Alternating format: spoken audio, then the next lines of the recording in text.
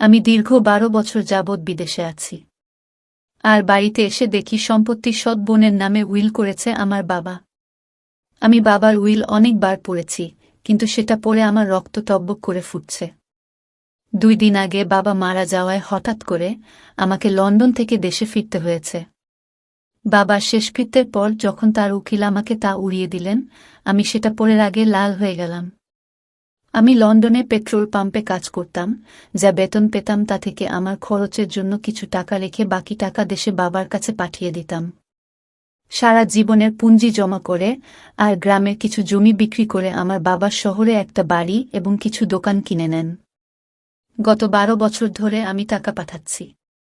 ১৭ বছর বয়সে লন্ডনে গিয়েছিলাম, আর এখন আমার বয়স ২৭ বছর।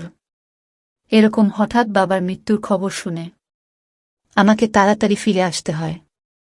তাই আমার চাকরিও চলে যায়, কারণ তারা আমাকে ছুটি দিতে রাজি ছিলেন না। আমার সাহস ছিল যে আমি যে টাকা বাড়িতে পাঠিয়েছি বাবা নিশ্চয়ই তা আমার জন্য গুছিয়ে রেখেছেন। তাই আমি বাড়ি গিয়ে কোনো ছোটখাটো কাজ করব। কিন্তু আমার বাবার উইল আমার হুঁশ উড়িয়ে দিয়েছে। উইলে লেখা ছিল যে লন্ডনে যাওয়ার জন্য তোমার টাকার প্রয়োজন ছিল। তাই আমি আমার জমির কিছু অংশ বিক্রি করে তোমার টাকার ব্যবস্থা করেছিলাম। তাই এখন এই বাড়ি এবং বাকি সম্পত্তির ওপর শুধুমাত্র রুমির অধিকার। যখন তুমি লন্ডনে গিয়েছিলেন তখনই তুমি তোমার ভাগ পেয়ে গেছ। এটা পরে আমার মাথা ঘুরতে লাগল। অন্যদিকে আমার বোন, যে ছোটবেলা থেকেই মেন্টাল হসপিটালে চিকিৎসাধীন, আমার বাবা কিভাবে তাকে তার সম্পত্তি দিলেন? যাই হোক, এটা এমন কোনো বড় ব্যাপার হতো না। যদি সম্পত্তির একটি অংশ রুমির নামে থাকত তাহলে আমি তাকে দিয়ে স্ট্যাম্প পেপারে সই করিয়ে সবকিছু আমার নামে করিয়ে নিতাম। কিন্তু বাবার বোকামির কোনো সীমা ছিল না। সাথে এটাও লিখে রেখেছিল যে রুমিকে যে বিয়ে করবে এবং না কখনো তাকে ডিভোর্স দেবে না, অন্য কোনো বিয়ে করবে, সেই বাবার সমস্ত সম্পত্তি পাবে। মানে আমার এতদিনের পরিশ্রম সব বাবা নষ্ট করে দিয়ে গেছেন। আমার হাতে একটা ফুটো পয়সা দিয়ে যাননি। যদিও বাবার সম্পত্তি এখন কোটিতে পৌঁছেছে, যা তিনি একসময় লাখে কিনেছিলেন। বাবার উইল পড়ে আমার খুব রাগ হল। এর মানে কি বাবা তার সম্পত্তি অপরিচিত কাউকে কিভাবে দিতে পারেন? যদি আমি রুমির বিয়ে কারো সাথে দিয়ে দিই তবু আমি কিছুই পাব না। এমনকি আমার তো নিজের বাবার বাড়িতে থাকার অনুমতি ছিল না। এই বাড়িতে এসে থাকতে পারবে যার বিয়ে রুমির সাথে হবে, এই অদ্ভুত উইলের সাথে একটা চিঠিও ছিল যা বাবা আমার নাম দিয়েছিলেন। কিন্তু আমি বাবার উপর এতটাই রেগেছিলাম যে আমি সবকিছু একটা ড্রয়ারে ফেলে দিয়েছিলাম। বাবার লেখা শেষ চিঠিটা পড়ার আমার ইচ্ছা ছিল না। আমি জানতাম আমাকে অনুরোধ করা হয়েছে যে রুমি পাগলি, তার সম্পত্তি দরকার, সম্পত্তির লোভে কেউ তাকে বিয়ে করে সারা জীবন দেখে রাখবে। তুমি ছেলে মানুষ, নিজের ব্যবস্থা নিজেই করে নিতে পারবে। বাবা নিশ্চয়ই চিঠিতে এরকমই কিছু লিখেছিলেন। তাই চিঠিটা পড়ার ইচ্ছা আমার মোটেও ছিল না। তাই আমি চিঠিটা ড্রয়ারে রেখে ড্রয়ার বন্ধ করে দিলাম। পরের দিন উকিল আমার কাছে এসে বললেন, আপনাকে এই বাড়ি খালি করতে হবে। আপনি কেবল রুমির উপস্থিতিতে এবং তার সম্মতি নিয়েই বাড়িতে থাকতে পারবেন। আমি রাগের সাথে বললাম, সে পাগল, সম্মতি জানানোর মতো বুদ্ধি তার নেই। আর আমি তার ভাই, এটা আমার বাবার বাড়ি। আমার কথা শুনে সে উকিল বললেন, উল্টা আপনার বাবাই করেছেন। আপনার কাছে আজ সন্ধ্যা পর্যন্ত সময় আছে, হয় রুমিকে এই বাড়িতে নিয়ে আসুন, নতুবা সন্ধ্যায় আপনাকে বাড়ি থেকে বের করে দিয়ে বাসায় তালা দিয়ে দেব। এই বলেই উকিল সেখান থেকে চলে গেলেন। আর আমার দেয়ালে মাথা ঠুকতে ইচ্ছে হচ্ছিল। রুমির বয়স ২০ বছর, কিন্তু বুদ্ধি ১০ বছরের শিশুর মতো। আর রাগ হলে এটা ওটা তুলে মারার অভ্যাস ছিল। আমি কিভাবে তাকে বাড়িতে আনতে পারি? সে তো আমার অনুপস্থিতিতে পাড়ার বাচ্চাদের জীবন কষ্টকর করে দিত। আমি ভিতরে ভিতরে খুব বিরক্ত ছিলাম, কিন্তু আমার বাবা আমার জন্য আর কোনো উপায় ছাড়েনি। আমি রুমিকে আনতে বিকেলে মেন্টাল হাসপাতালে গেলাম এবং ডাক্তারকে বললাম যে আমি রুমির ভাই এবং কে নিয়ে যেতে এসেছি। ডাক্তার প্রথমে রাজি হচ্ছিলেন না রুমিকে আমার সাথে পাঠাতে, বললেন রুমির বাবা রুমিকে এখানে ভর্তি করিয়েছেন। তার সম্মতি ছাড়া আমরা রুমিরকে আপনার সাথে পাঠাতে পারব না। আমি ডাক্তারকে বললাম, আমি রুমির ভাই, আর এখন আমার বাবা মারা গেছেন, তাই এখন থেকে নিয়ে যাওয়া আটকাতে পারবেন না। আমি আপনার বিরুদ্ধে কমপ্লেন করব। তখন ডাক্তার লাইনে এসে রুমিকে আমার সাথে পাঠাতে রাজি হলেন। ডাক্তার আমাকে কিছু কাগজপত্রে সই করালেন এবং নার্সকে বললেন রুমিকে নিয়ে আসতে। কিছুক্ষণ পর একটি খুব সুন্দরী মেয়ে তার লম্বা খোলা চুল নিয়ে দাঁড়িয়ে আমার দিকে তাকিয়ে রইলছে। আমি 10 বছর পর তাকে দেখছি এবং তাকে কোনো অ্যাঙ্গেল থেকে পাগল বলে মনে হচ্ছিল না। একে দেখে কেউ পাগল বলতে পারবে না এবং এর সৌন্দর্য দেখে চোখ সরাতে ভুলে যাবে। আমি তাকে 10 বছর আগে দেখেছিলাম। সে তখনও সুন্দর ছিল, কিন্তু এখন তার গায়ের রং আরও ফুটে উঠেছে। সে আমার দিকে মায়েরই চোখে তাকিয়েছিল। ডাক্তার বললেন, তোমার ভাই তোমাকে নিতে এসেছে, তুমি এখন তার সাথে বাড়িতে থাকবে। এই কথা শুনে কেন জানি না তার মুখ ফ্যাকাশে হয়ে গেল। সে বলতে লাগল, আমি শুধু বাবার কাছে যাব, বাবার কাছে ছাড়া আর কারো কাছে যাব না, সবাই আমাকে মারে। আমিও কি তাকে আনতে চেয়েছিলাম, বাধ্য হয়ে ওকে বাড়িতে নিয়ে আসতে হচ্ছে। বাধ্য হয়ে আমি রুমির সামনে গিয়ে বললাম, রুমি, আমি তোমার আশু দাদা, ভালো করে দেখো, আমাকে চিনতে পারবে, আমি তোমাকে বাবার কাছে নিয়ে যাব। কিন্তু আপাতত তোমাকে আমার সাথে থাকতে হবে, বাবা বাইরে গেছেন, ফিরে এলে তোমাকে বাবার কাছে নিয়ে যাব। আমি মনে করিয়ে দেওয়াতে সে আমার দিকে মনোযোগ দিয়ে তাকাতে লাগল, হয়তো তারা আমার কথা মনে পড়ে গিয়েছিল। তাই হঠাৎ রুমির খুব খুশি হয়ে বলল, আশু দাদা। আমি বললাম, হ্যাঁ, তোমার আশু দাদা। তারপর আমি পকেট থেকে চকলেট বের করলাম, যা দেখে ওর চোখ চকচক করে উঠল। আমি বললাম, রুমি, আমার সাথে চলো, আমার কাছে এরকম অনেক চকলেট আছে, আমি সব তোমাকে দিয়ে দেব। আমার কথা শুনে সে আমার হাত থেকে চকলেট নিয়ে আমার সাথে যাওয়ার জন্য রেডি হল। আমি প্রথমে ওকে বাজারে নিয়ে গেলাম এবং ওর জন্য কিছু সুন্দর পোশাক কিনলাম। আমি এটা করছি কারণ উকিল আসার আগে ওর চেহারা কিছুটা ঠিক করতে চেয়েছিলাম। কিন্তু ফিরে যাওয়ার সময় একটা খেলনার দোকানে রুমির চোখ আটকে গেল এবং সে বলল, আশু দাদা, আমার খেলনা চাই। সে আমাকে আশিস না বলে আশু দাদা বলে ডাকত। আমি তাকে খেলনার দোকানে নিয়ে গেলাম।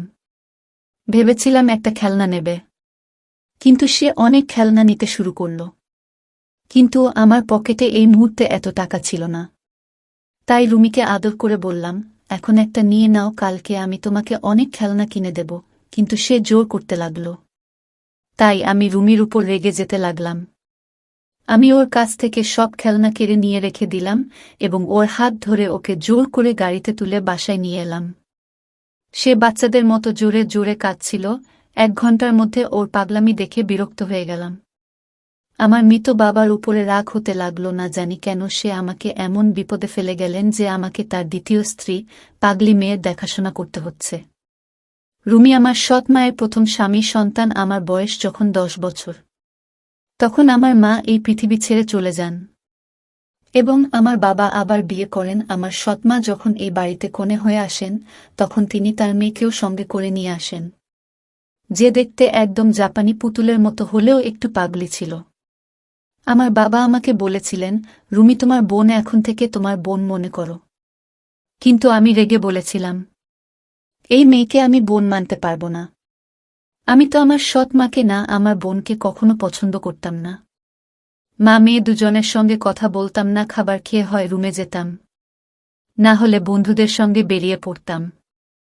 স্কুল থেকে ফিরে এটাই আমার রুটিন ছিল। আমি মা এবং মেয়েকে অবহেলা করতাম। কিন্তু সুহানা নামের মেয়েটির প্রতি তখন থেকে ঘৃণা অনুভব করতে শুরু করি। যখন আমার নিজের বাবা আমার চেয়ে তাকে বেশি ভালোবাসতেন, তিনি তাকে কোলে নিয়ে এমনভাবে ঘুরতেন যেন সে তার নিজের মেয়ে। আর আমি সৎ, যখন আমি বাবাকে এসব করতে দেখতাম, রাগে আমার রক্ত টকবক করে ফুটত। একবার আমি আমার খেলনা নিয়ে খেলছিলাম, তখন সে আমার খেলনা নেয়ার জন্য জোরাজুরি করতে শুরু করলে আমি তাকে বলেছিলাম, খবরদার আমার খেলা স্পর্শ করবে না। তখন সে জোরে জোরে কাঁদতে শুরু করে। তাই আমি ওর মুখে জোরে থাপ্পড় মারলাম। আমার থাপ্পড় এতটাই জোরে ছিল যে সে ছিটকে পড়ে গেল। এমন সময় আমার বাবা ঘরে ঢুকেছিলেন। এটা দেখে আমার সৎমা আমার দিকে ঘুরতে লাগলেন, আর বাবা আমাকে খুব জোরে জোরে থাপ্পড় মেরে বললেন, এই নিষ্পাপ শিশুর গায়ে হাত তোলার সাহস তোর কিভাবে হলো? ব্যাস, তারপর থেকেই আমি সুহানাকে ঘৃণা করতে লাগলাম। সময় যত গড়াতে লাগল, এই পাগলের প্রতি আমার ঘৃণাও বাড়তে থাকল।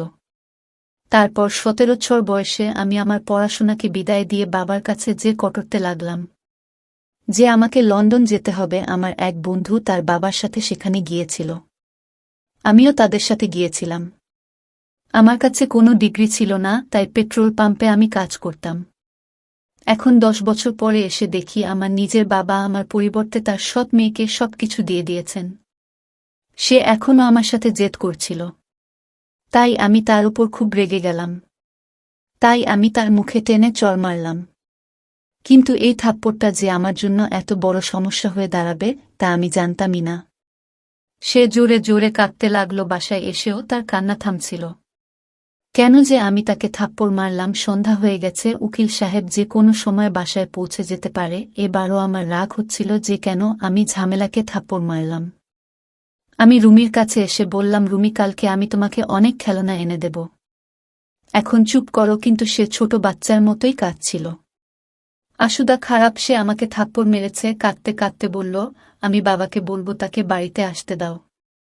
এ পাগলিটা জানেও না যে বাবা মারা গেছে। অনেক কষ্টে আমি ওকে চুপ করালাম। 2টো চকলেট খেয়ে এসে চুপ করে গেল। তারপর আমার কথায় সে মুখে হাত দিয়ে কাপড় পাল্টে নিল। চুপ থাকলে ওকে খুব সুন্দর লাগত, কেউ তাকে দেখে পাগলি বলতে পারবে না। কিন্তু ছিল তো সে পাগলি। ওই যাই হোক, উকিল বাসায় পৌঁছে রুমিকে জিজ্ঞেস করতে লাগল যে তোমার প্রতি আশুর ব্যবহার কেমন। এ কথা শুনে রুমি আমার দিকে তাকালে আমি ভয় পেলাম যে সে হয়তো বলবে যে আমি তাকে থাপ্পড় মেরেছি। সে বলতে লাগল, আশু দাদা খারাপ। এই কথা শুনে আমি হতবাক হয়ে গেলাম। তারপর সে বলল যে আমাকে খেলনা এনে দেয় না। উকিল বললেন, আমি যদি তোমার দাদাকে টাকা দিই তাহলে সে তোমাকে অনেক খেলনা কিনে দেবে।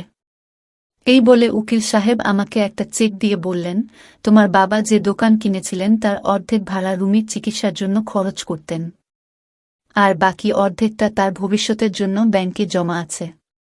এখন সে বাড়িতে আছে, আর তুমি তার দেখভাল করছো, তাই তুমি এখন এটা রাখো। রুমির বিয়ের পর এই চেক ওর স্বামী পাবে। এটা শুনে আমি হতভম্ব হয়ে গেলাম। আমি তার কাছ থেকে সেই চেকটা নিয়ে দেখলাম।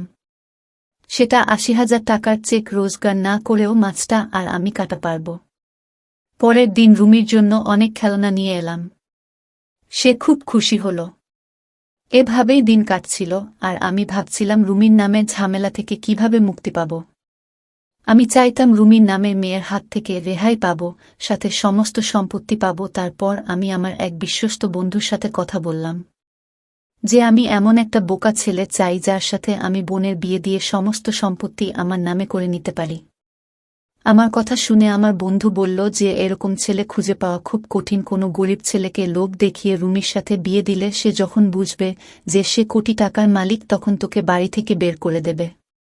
আমার বন্ধু ঠিকই বলেছিল। তখন আমার বন্ধু আরও বলল, দেখ আসিস, আমার একটা বুদ্ধি আছে। তুই যদি আমার কথায় রাজি হোস তাহলে সব সম্পত্তি তোর নামে চলে আসবে, আর তো কোনো কাজও করতে হবে না।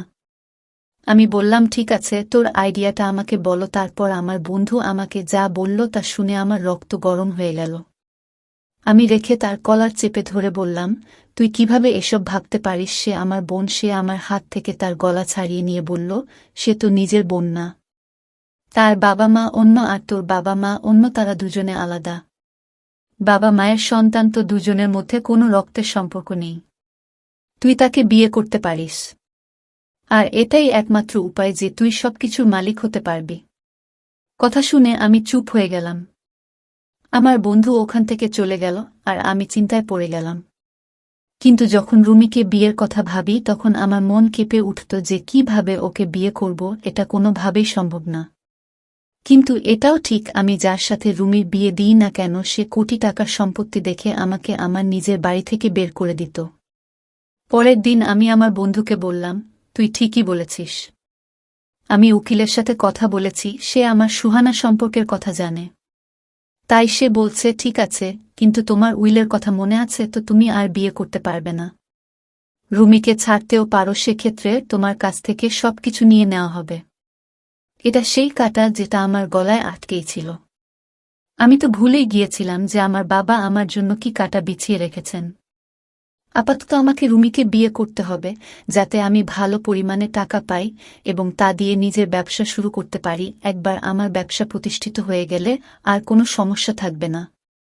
বন্ধুরা, গল্পটি আজকে এখানে শেষ করছি। গল্পটির বাকি অংশ দেখার জন্য আমাদের চ্যানেলটি সাথেই থাকুন। আর হ্যাঁ, গল্পটি আপনাদের কাছে কেমন লেগেছে তা কমেন্ট করে জানাবেন।